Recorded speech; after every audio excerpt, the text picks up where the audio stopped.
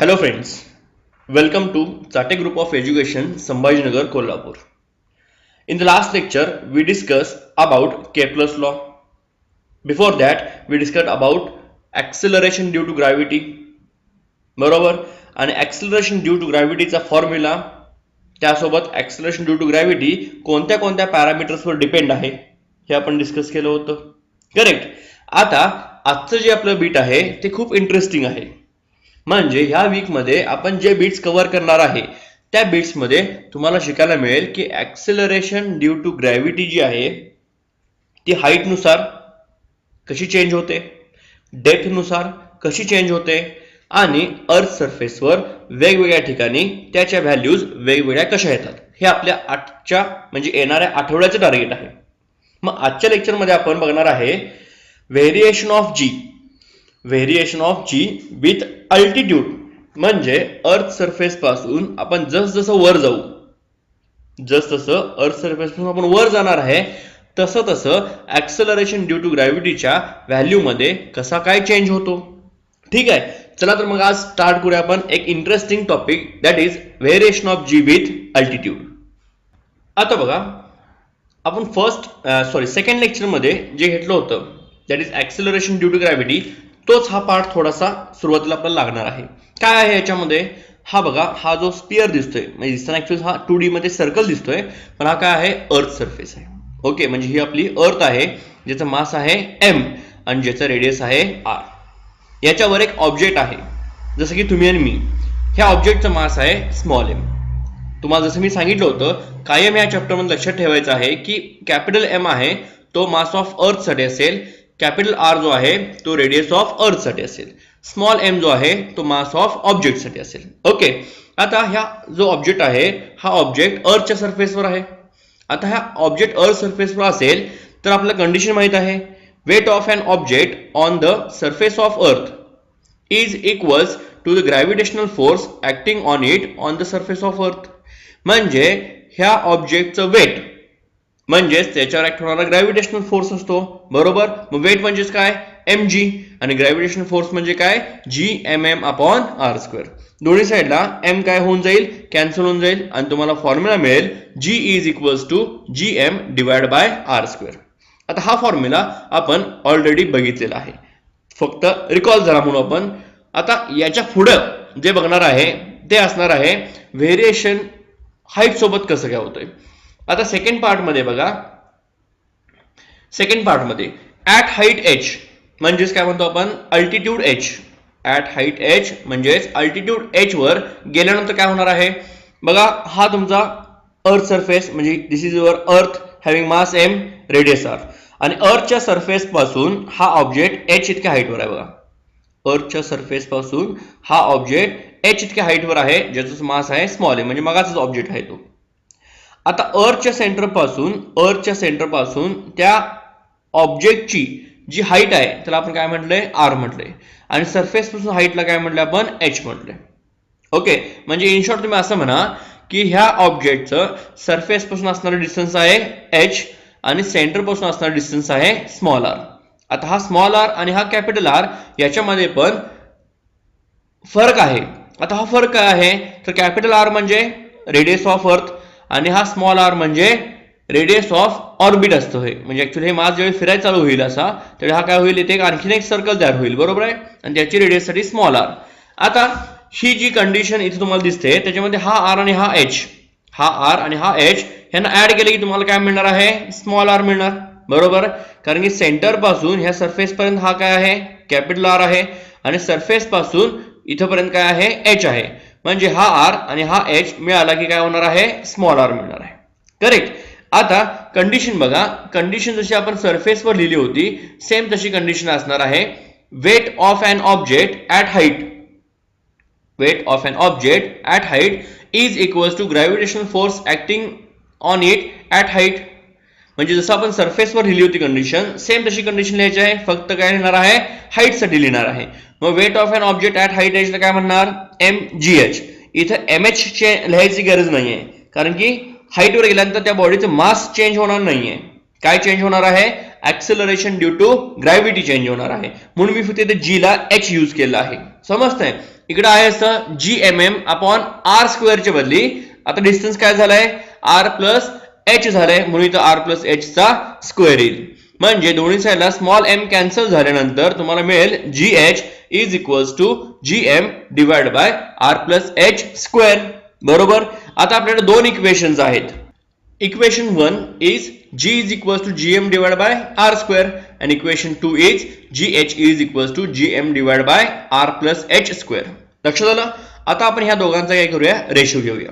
Ratio घ्यायचा असताना equation 2 ला इक्वेशन 1 ने डिवाइड करूया, म्हणजे होईल GH divided by G is equals to GM divided by R plus H bracket square whole divided by GM upon R square. बरोबर. आता हा डिनॉमिनेटरची क्वांटिटी जी आहे ती वर जाऊन रिव्हर्स मध्ये मल्टिप्लाय होईल, म्हणजे हा होईल आर स्क्वेअर अपॉन GM. इथला GM आणि इकडचा GM एकमेकांना काय होऊन जाईल कॅन्सल होऊन जाईल आणि तुम्हाला मिळेल R square divide by R plus H square. म्हणजेच ह्या दोघांना एकत्र लिहिलं तर GH upon G is equals to R divide by R plus H ब्रॅकेटचा काय होईल स्क्वेअर होईल. लक्षात आलं? This is relation between GH and G. Correct. म्हणजे आता तुम्ही इथं एच जितका इन्क्रीज करत जाल तेवढा GH काय होत जाणार आहे डिक्रीज होत जाणार आहे, कारण की हा GH आणि हा एच जो आहे हा इनव्हर्स दिसतोय बघा. इनव्हर्स म्हणजे काय तर एच इन्क्रीज केला तर GH काय होणार आहे डिक्रीज होणार आहे. आता आपण त्या फॉर्म्युल्यावरचे न्यूमरिकल्स बघूया. काय न्यूमरिकल आहे बघा. Find the acceleration due to gravity at height h is equals to r/2. म्हणजे acceleration due to gravity find out करायची आहे आणि हाईट किती दिली आहे h is equals to r/2. आता हेच न्यूमरिकल तुम्हाला r/2 च्या ऐवजी आपला r ची व्हॅल्यू माहिती आहे 6400 किलोमीटर 6400 किलोमीटर डिवाइड बाय 2 केलं तर किती येणार 3200 किलोमीटर म्हणजे 3200 किलोमीटर. म्हणजे ह्या न्यूमरिकल मध्ये तुम्हाला एकतर h is equals to r/2 देतील किंवा h is equals to 3200 kilometre देतील. ओके. पण काही चेंज होणार नाहीये, टेन्शन घ्यायची काही गरज नाहीये. आता गिवन मध्ये बघा आपल्याला आहे h is equals to r/2. आपल्याला माहित आहे GH is equals to G into bracket R upon R plus H bracket square. Correct. आता इथला जो h आहे ह्या h च्या ऐवजी आपण काय पुटअप करणार आहे r/2 पुटअप केलं. गिवन h r/2 आहे ना. आता हा पुटअप केल्यानंतर याला आपण क्रॉस मल्टिप्लाय केल्यानंतर काय होणार इथं 3r डिवाइड बाय 2 होईल. बरोबर. हा 2 वर जाऊन मल्टिप्लाय होणार आणि r ला r कॅन्सल होणार, म्हणजे तुम्हाला मिळेल 2/3 चा स्क्वेअर म्हणजेच G इंटू 4/9 होईल. आता GH ची व्हॅल्यू बघा काय मिळाल्या. GH is equals to 4/9 G मिळालाय. करेक्ट. आता GH is equals to 4/9 G ह्यामध्ये आपण G ची व्हॅल्यू पुटअप करूया. G ची व्हॅल्यू काय पुटअप करणार आहात तुम्ही 9.8 आणि ही 9.8 पुटअप करून तुम्ही 4 डिवाइड बाय 9 इंटू 9.8 हे कॅल्क्युलेशन सॉल्व्ह केला तर तुम्हाला आन्सर मिळून जाईल 4.35 मीटर पर सेकंड स्क्वेअर. आता बघा अर्थ सरफेस वर व्हॅल्यू किती असते 9.8 असते आणि h is equals to r/2 म्हणजे आपण हाईट वर गेलोय. किती हाईट आहे half the radius of earth आहे, म्हणजेच 3200 किलोमीटर वर उंचीवर गेलो तर तिथे ग्रॅव्हिटी बघा किती होते 4.35 होते. म्हणजे तुम्हाला लक्षात आलं असेल की जशी जशी आपण हाईट इन्क्रीज करत जाणार आहे तसं तसं ऍक्सेलरेशन ड्यू टू ग्रॅव्हिटी काय होत जाईल डिक्रीज होत जाईल. करेक्ट. आता आपण बघूया नेक्स्ट प्रॉब्लेम. काय बघा problem. Find the height at which acceleration due to gravity reduced to 64% of its surface value. म्हणजे तुम्हाला अशी हाईट फाइंड आउट करायची आहे की ज्या हाईट वर गेल्यानंतर ऍक्सेलरेशन ड्यू टू ग्रॅव्हिटी जी आहे ती 64% झाली पाहिजे. बघा रिड्युस्ड टू हा वर्ड लक्षात ठेवा. रिड्युस्ड टू हा वर्ड लक्षात ठेवा. रिड्युस्ड टू किती 64%. म्हणजे तुम्हाला अपेक्षित GH जो आहे म्हणजे हाईट वर असणारी ऍक्सेलरेशन ड्यू टू ग्रॅव्हिटी ही किती आहे 64% of G means 64% of surface value. आता now what is mean by 64%. तर 64 divide by 100 means GH is equals to 64 divide by 100 G. म्हणजेच GH upon G is equals to 64 upon 100. Correct. आता आपल्याला formula पण माहित आहे GH अपॉन G किती असतो R upon R plus H ब्रॅकेटचा स्क्वेअर असतो. बरोबर. मग ही GH अपॉन G ची व्हॅल्यू 64 अपॉन 100 जी आहे ती आपण पुटअप केली तर काय मिळेल R upon R plus H square is equals to 64 upon 100 मिळेल. Taking square root on both side 64चं 8 होईल, 100चं 10 होईल, 2 ने डिवाइड केल्यानंतर हा रेशो 4/5 होईल. म्हणजे ह्या 5 ने आपण ह्या r ला मल्टिप्लाय करणार, काय होईल 5r, आणि ह्या r प्लस h ने ह्या 4 ला मल्टिप्लाय केलं तर होईल 4r प्लस 4h. आता हा 4r आपण लेफ्ट हँड साइडला शिफ्ट केल्यानंतर तुम्हाला काय मिळून जाईल 5r minus 4r is equals to r, आणि r इज इक्वल्स टू काय मिळून जाईल 4h मिळून जाईल. पण आपलं टार्गेट काय आहे, फाइंड द हाईट आहे, म्हणजे आपल्याला हाईट कॅल्क्युलेट करायची आहे. याचा अर्थ h is equals to r/4. बरोबर, इथे h ठेवलं, हा 4 डिवाइड केला, मग h is equals to r/4 केल्यानंतर 64,000 डिवाइड बाय 4, कारण की r ची आपण व्हॅल्यू पुटअप केली. 64,000 डिवाइड बाय 4 किती येणार आहे 1600 किलोमीटर येईल. बरोबर, that is your the answer. म्हणजे 1600 किलोमीटर वर गेल्यानंतर तुमची ऍक्सिलरेशन ड्यू टू ग्रॅव्हिटी जी आहे ती 64% राहील. कुणाच्या 64%, तर सरफेस व्हॅल्यूच्या. आता नेक्स्ट न्यूमरिकल बघूया. Find the height at which acceleration due to gravity reduced by 64%. आता मगाशी मी तुम्हाला 3 वेळा एक शब्द बोललो होतो बघा, reduced to, reduced to, reduced to. आता इथे काय आहे, रिड्युस्ड बाय आहे. म्हणजे मगाशी आपण म्हटलं होतं की 64% झाली पाहिजे होती, आता आपण म्हणतोय 64% ने कमी झाली पाहिजे होती. दोन्ही शब्दांमधला फरक लक्षात आला. रिड्युस्ड टू म्हणजे तेवढी झाली पाहिजे, आणि रिड्युस्ड बाय म्हटल्यानंतर तेवढ्याने कमी झाली पाहिजे. म्हणजेच तुम्हाला दिलेलं आहे GH is equals to G minus 64% of G. म्हणजे तुमची ऍक्सिलरेशन ड्यू टू ग्रॅव्हिटी 64% कमी झाली पाहिजे. करेक्ट. पुन्हा 64/100 केलं पर्सेंटचं, बरोबर आहे. सबस्ट्रॅक्शन केल्यानंतर 36/100 होईल, म्हणजे 64% कमी झाली पाहिजे, याचा अर्थ 36% राहिली पाहिजे. बरोबर आहे, 64% कमी झाली पाहिजे, याचा अर्थ 36% राहिली पाहिजे. बरोबर. मग ह्या 36/100 ला डिवाइड केल्यानंतर 4 ने 9/25 होईल.